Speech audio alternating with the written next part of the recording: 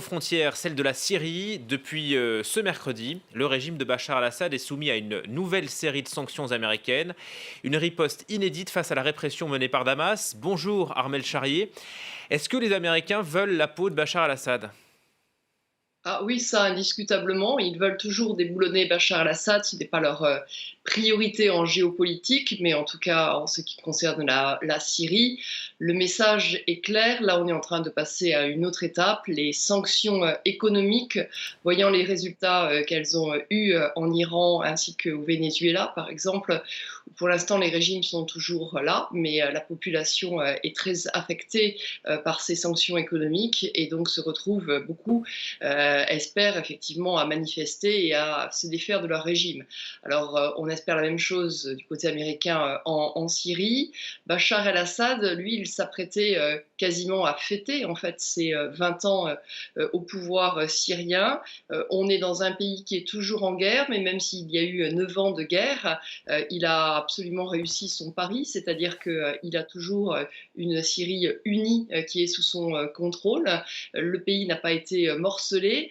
Certes, il y a encore la région d'Idleb qui est en train de se battre avec des résidents et des gens qui appartiennent à Daesh. Il y a aussi effectivement le pays kurde qui voudrait bien avoir un peu plus d'indépendance, mais le pari de Bachar el-Assad d'avoir effectivement son pays uni est toujours présent. C'est un pays qui est en mauvais état, qui est en mauvais état parce qu'il est à 9 ans de guerre, parce qu'il y a 400 000 morts, parce qu'il y a des millions de personnes qui sont déplacées, parce qu'il y a ces sanctions économiques en plus. Il y a eu même des manifestations justement contre le régime dans des zones qui généralement ne se soulevaient pas contre lui. On pense au pays de Russes par exemple. Mais pour l'instant, effectivement, la Syrie est là et Bachar el-Assad est là.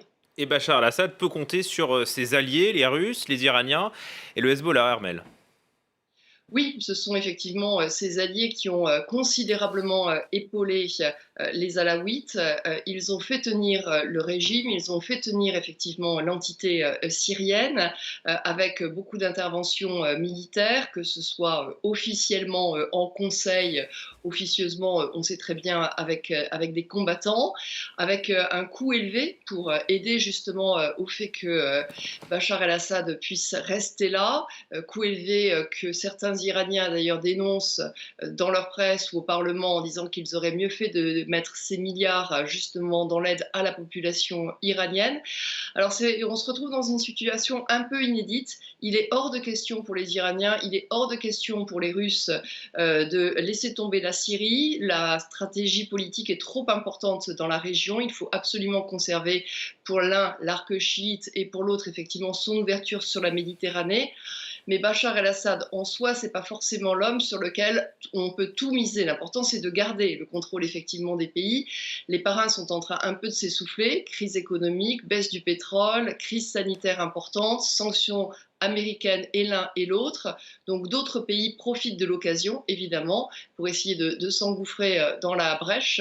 Vous voyez, on n'a pas trouvé encore de solution en Syrie qui reste effectivement dans le jeu géopolitique intense après 9 ans de guerre. Merci beaucoup Armel Charrier pour ces éléments de contexte.